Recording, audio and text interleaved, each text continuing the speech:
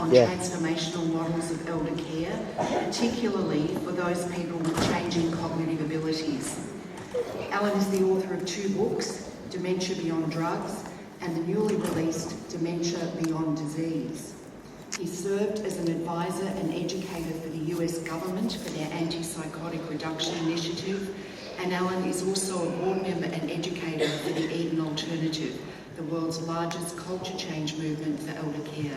Ladies and gentlemen, please join me in welcoming Alan.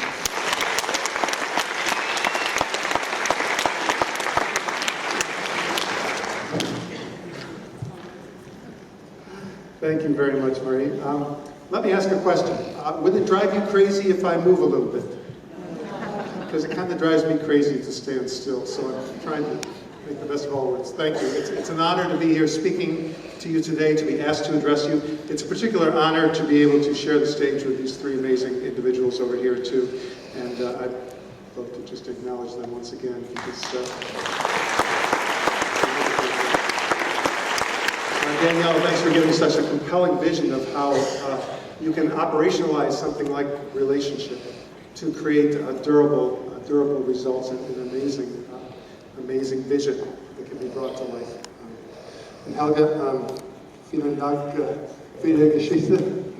Wir haben viel von Ihren Erfahrungen zu hören. And believe me, saying that in front of to a professional interpreter is a little bit terrifying. But thanks. So how do I put a bookend on these 2 wonderful presentations? Well, I'm going to step back a bit. We've had a couple of close-up views, and so I'm going to finish with more of a big picture talk to send you off to your lunch. And I've changed my title slightly, Bridging the Gap Between Philosophy and Reality. We've heard a lot about gaps this week, and so I'm going to apply that in a slightly different way. And okay, so this is what I am calling the gap for the purpose of this talk. And it's been about 2 decades since Kipwood released what was really a seminal work, Dementia Reconsidered. And since then, there have been hundreds of books, papers, seminars on either person-centered care or many of the evolutions and outgrowths from that philosophy. But there's an and yet there, and yet is the philosophy continues to fall short. The ideal continues to fall short for many, and I would argue most people who live with dementia today. So why is that? Well, I think that we've inhabited a lot of the language around person-centered care. I think we kind of get it, kind of get what personhood is, but there are some deeper inner transformations I think we need to make, some paradigm shifts that we have to actually embody and inhabit if we're really going to move forward with this. And so what I hope to do is to give you just 4 thoughts about bridging that gap today. Very basic. Very, it's not exhaustive, and yet I'm hoping that this will spark some discussion and debate among you. And I think that these are, while they're just 4 points, they are really critical. I think if we don't start here, it's very hard to move any further to bringing any of this to life for people. And so I have called them aspirations. I tend to be a positive person. Change is hard. Shifting paradigms is not always easy. And so to try and keep it in the appreciative arena, I've written them as aspirations. And so let's just start right in with aspiration number 1. And that is, we will focus on wellness, not simply on illness. I think we've heard that today. I'll just repeat things in sort of my own way. We have a model for viewing dementia that's developed over the last several decades, which is highly deficit-based. It focuses on what's missing: disease, deficit, decline, death. That's really where we focus. And maybe if you're working in the drug lab, you need to focus on those processes, but we seem to lose sight of the person who is experiencing those changes. And there are a lot of outcomes from that. We've heard some already today. I just want to highlight a couple, although I just have to comment because I enjoyed Helga's comment about her staging. That's one outgrowth. I'm not a big stage fan. I realize we have to have some way of looking at people, but as she says, they miss so much and they compartmentalize people. And I was just reminded of my friend Dr. Richard Taylor, who told me once that he was on a radio interview and someone asked him what stage he was. And his response was, I don't really look at myself in terms of stages, but I suppose if I use the 7-stage system to answer your question, I guess I'd say I'm probably stage 4. And the interviewer said, 4A, B, or C? So, and the amazing thing is stage 1 is no symptoms. I am stage 1 Alzheimer's. You are stage 1 Alzheimer's. Stage 2 is mild forgetfulness, could be age-related. I'm stage 2 Alzheimer's. So let me submit to you that if you have normal weight and appetite and no abdominal pain, you are stage 1 pancreatic cancer. How's that feel? Yeah. So this is what happens when we medicalize the experience of dementia and focus only on illness instead of wellness. 2 other things I want to talk about. First of all, we tend to put the illness in front of the person. Once again, we've heard that this week. I can't tell you when I talk in the U.S. how often someone gets up and they say the old saying, if you've seen one person with dementia, you've seen one person with dementia. And it's true, we're individuals, and yet we turn around and we have dementia care, we have dementia programming, we have dementia activities. We even have places where you have to go live if you have dementia. Because even though there are dozens of kinds of dementia and millions of people each experiencing those kinds, when you have that label, apparently there's one building where you're all going to live the same way and have the same approach to your life. I would submit to you that people with dementia are no more like each other than the people in this audience with high blood pressure. I would submit they're no more like each other than the people here with blue eyes. And yet this is where we've gone when we medicalize the experience of dementia. Another aspect is that you and I can feel angry, sad, frustrated, scared, and that's okay. But if we have that label, then it's ABPSD, isn't it? And you know, being a doctor with nearly 30 years practice, 20 years in care homes, seeing thousands of people living with dementia, you might expect me to rebut what Daniela said a little bit, but I'm not going to. I'm going to support it because I do believe that that's a problem. I have come to believe, in my view, that people living with dementia become angry, sad, frustrated for the same reasons everybody else does. The dementia component may be the effect on our ability to communicate, to cope with stressors, but it's not the cause. Look at the people next to you. Imagine tomorrow, if you want to come back to the conference, that person has to come into your hotel room and strip you naked and give you a bath. How does that feel? Now, if that makes you feel embarrassed, are you having a behavioral psychological symptom of dementia?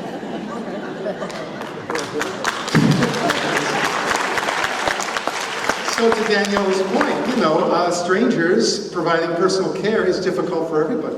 So, I've had successes. I mean, long before I wrote my first book, before I even knew how to say what I wanted to or how to teach people, 10 years ago, with 100 people in my care home that I supported living with dementia, I was using maybe 5% antipsychotics when the rest of the world was using close to 40%. I could not get there. A pillar of getting there was rejecting the idea that people's words and actions were based on disease, rather than other attributes of their environment or of the interpersonal relationships, or maybe not even distress. Sometimes people are showing agency or curiosity, and we label it a behavior or even an unmet need, which is once again narrowing and pathologizing what the person has. So I like to focus on well-being. This is just one model of well-being. It's not the model. I'm not here to sell you on this model, but to sell you on the idea that whatever model you like, if you use that as your focus instead of ill-being, you will get a lot of insights you didn't have. And I've taken this particular model, rearranged it, and I put it in my Al's-Lowe's hierarchy here. And I put identity and connectedness on the bottom because I do believe there's a hierarchy. And I believe that if you want to help support well-being for another person, you need to know them and you need to have a relationship with them. Without that, the rest of the pyramid doesn't happen. And yes, Daniela is teaching me about autonomy. We're working on that as we speak. But isn't it great that Daniela talked about connectedness? Helga talked about identity. We started here today with the base of that pyramid, which is so important. I'm going to talk about this in a lot more detail this afternoon, how to operationalize it. I'm not going to stay there. We're going to stay with the big picture. And number 2, this one was hard to word in a positive way. We will strive to avoid using stigma and fear to advance our cause. Now, we've heard about stigma. When I was a kid growing up in the 60s, I remember seeing a comedian on TV. I can't remember, it might have been Alan King, I'm not sure, but Lyndon Johnson was president, lots of social programs, and one of his jokes was, he said, well, President Johnson declared the war on poverty last week, and then he went outside and threw a hand grenade at a beggar. And that joke stayed with me, because it's so ironic, and I realized that when you declare war on dementia, the people who live with dementia are inevitably in the line of fire. Alzheimer's is not an enemy combatant. It's not a sentient being bent on our destruction. Alzheimer's is part of us. It's things that happen to our body that are multifactorial over a life of experiences and exposures. So you cannot demonize an illness without demonizing the person. And that's what happens again and again. Now, our intentions are good, I believe that. We want to raise public awareness, we want to talk about the seriousness. We know it's not easy to live with the diagnosis of dementia. But when we use phrases like the long goodbye and the living death and people are fading away, we actually diminish and dehumanize the very people we're supposed to be supporting. And I remember a great paper that David Edverson's group wrote down here several years ago, and I just want to paraphrase, I don't know the exact words, but basically what they said was, if you really believe the person's gone away, what happens to your ethical obligation to give that person humane care? That kind of goes away too, doesn't it? And I'm not suggesting that abuse is rampant throughout society, but we all have been guilty of doing these little things that afford people less respect than we would ever ask for ourselves. So for example, in the care home, somebody might say, you know, it could be a staff member or a family member. Don't bring her to the meeting, she doesn't understand what's going on anyway. Or to Daniela's point, it doesn't matter if a stranger gives him a bath, he doesn't know our names. We have similar things in the community, people being ignored, being isolated. You know, doctor talking to spouse, not to the person who lives with dementia. So there are many ways that we actually diminish people because we have this stigma that we are taught and it's embedded in us. And it's something we all have to fight every day. It's kind of like racism. We always have to be aware, we always have to be conscious of when we are using this. And this is self-defeating. You know, people don't come out for early detection, and that's frustrating to us because we want to hook them up with resources and maybe early intervention trials. But who would want to rush out and be given a label that makes people treat you like less of a person? We scare people away when we stigmatize. Our Alzheimer's Association mentioned just a couple of weeks ago that American doctors are telling fewer than half their patients their diagnosis of probable dementia. Only 45% are actually informed that that's what the doctor feels they have.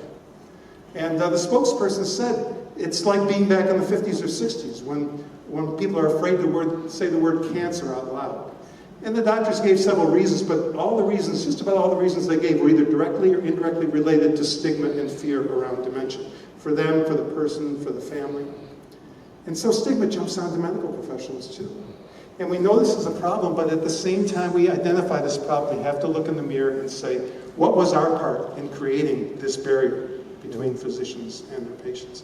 What did we do to make people afraid to discuss this out loud? What do we have to do differently so we don't have to do this?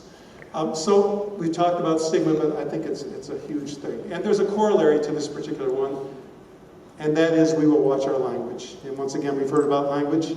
I wanted to reinforce it. And language is not empty, and this is not about political correctness. Language choices affect our beliefs, they affect our actions, and they affect the actions of others around us. So I just want to use one example. If someone expresses themselves with words or actions that makes you decide that they have a problem behavior, or they are a behavior problem, that, just like the BPSD term, is a barrier to critical thinking. What? See, no, I forgot something. I'll go back to it. It's a barrier to critical thinking. Thank you. You actually stop thinking about what could be going on, other attributes, because you're just fixed on it's the person's problem. What I meant to say previously about BPSD is that is a barrier to critical thinking. And furthermore, the problem with that, I mentioned that the success I had, never mind. The shifting paradigm so that you don't just look at BPSD is what I say. So back to this, the behavior problem. Number one, you don't look further, you don't try to understand the dynamic of the environment that may be causing the person to say what they say or do what they do. But here's another thing that's really important, and that is that when you say or think somebody has a behavior problem, it also affects your body language, your nonverbal communication. And so when you go to try to support that person, you may be saying the right words, but your negative body language, your disapproval, your fear, your judgment is actually often speaking louder than your words. And that causes self-fulfilling prophecies, where you expect difficulty, and that's what you get because you're projecting that expectation on the person non-verbally. This is not just dementia, even though people with dementia are very sensitive to this, it happens with coworkers. If you go to discuss something touchy, and you expect that person to be difficult, often you find that it doesn't go well, whereas if you go with an open mind, you often find it turned out better than you thought. So body language is incredibly important, and it's a verbal, nonverbal connection. And when we use those words in our discourse, oral or written, with other family members or coworkers, then everybody inhabits that body language. And that person is bombarded with negative energy all day, and the self-fulfilling prophecy just rolls on and on. So language is very important. Just parenthetically, for my part, I have left the word behavior completely. I don't talk about responsive behaviors. I just talk about people's words and actions, or their expressions, because that is non-judgmental. Now, behavior is not good or bad. If I'm hungry and I open the refrigerator, that's a behavior. But I have never once in all my life heard the word behavior in a conversation about a person with dementia where it was used in a positive way. So it's pejorative, it has to go. And you know, if there was a pill that upset people's quality of life, that made their care worse, we would take that pill off the market. We need to take words off the market too. There are certain words we use to describe certain people that are no longer things we can say nowadays. And these words need to go the same way as some of those other ones. So, number 3. And how am I doing for time? Perfect, okay. I thought I was somewhere around there. This one is big enough for an entire week's conference. I'm just going to touch on a little bit more later today, but that doesn't diminish its importance. And I believe Daniela spoke about this as well. It's not enough to believe this, it's not enough to train people about these things. We have got to shift the operations and the systems around care and support to actually make this come to life. And this is where my work in the culture change world for the past 20 years intersects my world with caring for people living with dementia. We have got to shift operations. So it's not just incumbent upon people who provide hands-on support to change their way. It's incumbent upon the people who supervise them, the people who devise the systems around them to shift those systems. You can say we value relationships over tasks, but if your system reinforces tasks, then that's what you're going to get. The American author Upton Sinclair once said, it's hard to get a man to understand something if his paycheck depends on his not understanding.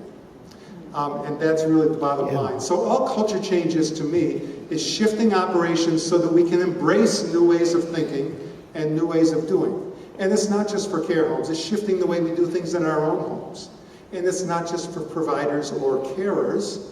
If assessors come into your home and do surveys based on tasks, that's what they're going to get too, because that Upton Sinclair quote also applies to providers. So everybody throughout society has got to shift what they do in order to embrace new ideas, or else they're just not going to have. So when I talk about well-being, I'm not just talking about the fuzzy domains, I'm talking about how do you operationalize it? What are the easy and not so easy ways that you can take something like identity or connectedness or security and make it real in a living environment? And once again, Daniela's talk, perfect example of how do you take connectedness, identity, and how do you bring that to life? Fuzzy concepts, dedicated staffing, nothing fuzzy about that. That is really huge, as you can see. Last one. Oh, and a shout out to Alzheimer's Western Australia. One of the things that they brought to our scientific program committee was a set of guidelines for language to potential presenters. Because we wanted to suggest to people that such words such as victim and suffering, as Helga said, are not really how we want people to come to ABI this year and talk about the experience of dementia. And I hope that in your evaluations you will let all of us know how we're doing with it. Because to me this is huge, not only for ADI, but for a lot of conferences I attend around the world, to actually hold people to those standards. So kudos to AAWA for doing that. Last one, this is my little pet peeve. I know Kate and I have talked about this and some others. We will shift from being friendly to being inclusive. I have never liked the words age-friendly or dementia-friendly. Sorry, I know your intentions are good, but to me it sounds paternalistic and patronizing. And in fact, Kate blogged not too long ago that many dementia-friendly community initiatives are being pursued without any input from people living with dementia. And as she said, imagine an ethnic or religious group, or even a group based on occupation or even medical diagnosis, not being consulted about an initiative in the community to include them. It would be unheard of, and yet this happens. So we need to make sure that we are talking about inclusion, and the word inclusion has been used previously. In my book, I talk about a vision for an inclusive society, and I think that this is personally the way I like to see it. It's one thing to be friendly, it's another thing to really say, not just, oh yeah, I care for people with dementia. And I want to just spin that out in two quick ways before I conclude. One is the word care. And we've talked about person-centered, relationship-centered and everything, and there are a lot of camps about that, but I want to focus on the word care for a moment. Care is a good thing, but when we always talk about nothing but care, we are limiting the lives of people with dementia to those issues. What about leisure? What about agency? What about all the aspects of social citizenship or aesthetic enjoyment, the arts? That isn't included in care. And so we need to broaden our view of what is possible and not just focus on care. I happen to like the term that Dr. Sher Capui's group has come out with, authentic partnerships. To me, that contains both some personal agency as well as that relational factor. So don't limit your discussion to care. And on the larger age-friendly, dementia-friendly part, don't limit your discussion to services. Once again, services are good, people need services, but all we talk about when we talk about our aging population is how can we get more services to people in the community. Once again, that creates the consumer mentality that Danielle was talking about, and it actually can create excess disability. People become passive recipients of services, and they can disengage, and we do not learn from them. And once again, kudos to Alzheimer's Western Australia. Suzanne Free, Tara Stringfellow had a grant a few years ago to start a program that you may hear about this week. Suzanne's talking about it. Where they are finding people in the community early after the diagnosis of Alzheimer's, and they're connecting them with volunteer opportunities. So when the world says to them, you're dying, get your affairs in order, they're saying, we need you, come share your gifts with your neighbors, with your community. This is huge, and everybody needs to be doing this kind of thing. This is inclusion. This is not dementia friendly. I'd like to just finish by reflecting on a quote by my good friend, Dr. Richard Taylor, who many of you know. He's a frequent speaker here, couldn't make it this year. I was speaking in Texas 6 months ago, and so I went to Houston and spent a few days at his house hanging out. And at one point we were talking, and I said, Richard, what are you on about now? What is a message, a core message you would like people to know about dementia? And he thought about it for a moment, and he started talking about recognizing the humanness of people with dementia. You might call it the personhood. But then he made a fairly remarkable statement. And the remarkable statement was, I believe that as people progress with dementia, their humanity increases. Now, I say remarkable because I think that kind of runs counter to the societal narrative about what dementia is all about. And yet, your humanity is not what you can do, and it's not what you can remember, as Helga said earlier. So you may lose access to memories, you may lose some abilities, but you also, even as some of the filters and the pretenses that we've piled on over the years may pull away, your humanity not only remains, but may actually be revealed. And I've come to believe that dementia, like any experience of illness or wellness, is a facet of the human experience. And that just as our humanity is determined by our compassion, our creativity, our great works, it's also characterized by our mortality and our frailty. You can't strip humanity away from a person just because they have an illness. So how do we support humanity through all these changes and challenges? Well, that brings me full circle. Focusing on wellness and not simply on illness. That's the place to start. And there's some great things I've learned about well-being. I'd just like to close with a couple of those. First of all, the great thing about well-being is you can all work on it now. We don't need to wait for another medical discovery. There are some simple things you can do. There are some things like dedicated staff assignments that take more work, more planning, but there is something you can do today to improve the lives of people who live with dementia and those who care for them. We don't need to wait. The other thing I'll mention about these domains of well-being and in similar models is that they will never be available in pill form. Some people have argued maybe joy, but and conversely, the last thing I'd like to say is, if we are not working on supporting well-being every day, there is no future pill that can help us. So I want to thank you for everything you do every day, and I hope you enjoy the rest of the conference.